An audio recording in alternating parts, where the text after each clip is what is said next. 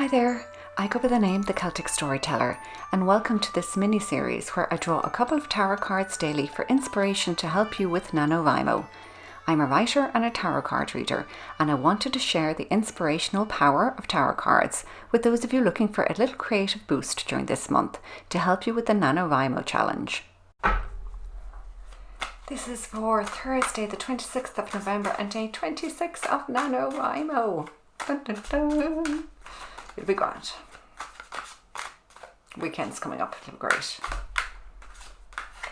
Okay, what did I say? It'll be great. Victory. You've got the Six of Wands. I'm pretty sure that you got that card in that position before. You did, yeah. So I will pull another card for your character. Look, I don't know if you saw that when I was shuffling. The Ace of Cups came out, and I see the Tower there, and I'm just going to pull that as well, because let's just throw some disaster into the mix. It'll be amazing in your book. Not in real life, but in your book it'll be brilliant.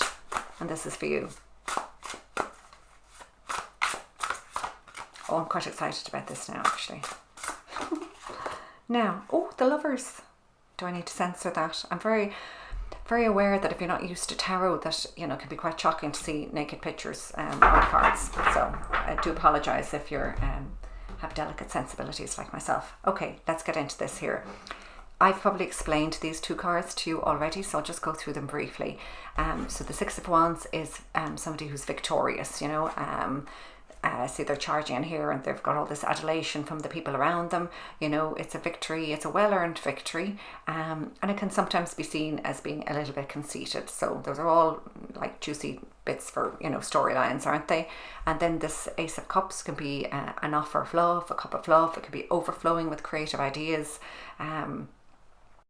Yeah, somebody who has a lot to offer, and the ideas just keep coming, or they're just, you know, madly in love with somebody, or it's the opportunity of love coming towards somebody. So then we have the Tower. So the Tower is, as it looks, it's like a disaster. You know, you were pottering along and everything was going grand, and then suddenly, and it's out of the blue. The Tower is always out of the blue, from nowhere, just like lightning. Lightning strikes, but it's not lightning strikes. So out of the blue, some disaster happens, and everything, your whole world just falls apart. So, sorry about the beeping in the background there. Yeah, so your whole world falls apart, and, you know, the idea behind the Tower is, sorry, I'm just getting loads of beeps and loves there from my Instagram account, so I'll just turn that off. Okay, so this is because whatever situation your character, your scene, your book is in, it was built on rocky ground. So the foundation of whatever was happening wasn't solid.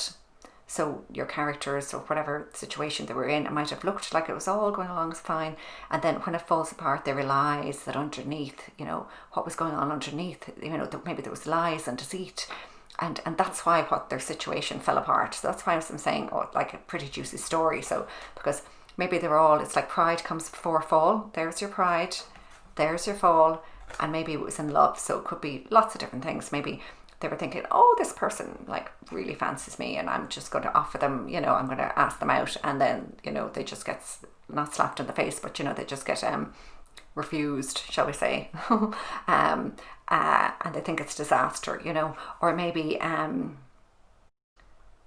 you know, yeah, I don't want to be around, everything be around romance, you know. Maybe they were on a quest or something, you know, and this quest was to find a piece of information that would, you know, bring a solution to their town, or, you know, something like that. And then they realised they were sent off on a whoever sent them off on this quest was telling them a big huge lie, and they, you know, their village is destroyed while they've gone off, you know. So that's kind of thing. So I mean, look at those cards, like there's a lot you can get out of that. You could even mix them around, you know. After a disaster, love comes into their life and it changes everything, and they're victorious, you see. So this is why I'm telling you, tarot can be, you know, good fun to play with and imagine for ideas for your book or your story. And for yourself, you have the Lovers. You know, so this is the card often seen as the card of choice. So unless, you know, somebody is actually coming into your life and, you know, love is landing on your plate right near the end of NaNoWriMo, when you obviously don't have time for romance, or maybe you do but we won't go into that now. So in general, this card can mean making a choice. So maybe you have to choose between two things at the moment, and again, it could be just choose between your plot line and something else going one way or another way. But it's also about harmony and vulnerability and coming together with somebody on equal terms, completely as yourself.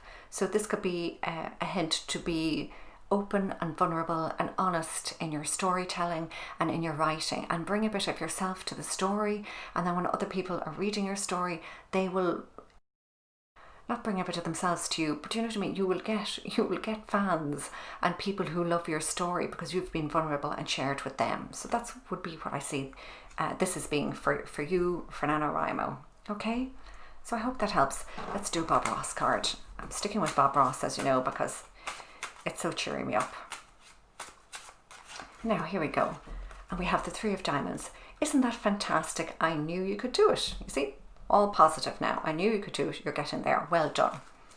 So look, that is all that I have for today, and I really hope that this has helped you in some way with your writing goals for today or in the future. And if you liked it, I'd love if you liked and subscribed.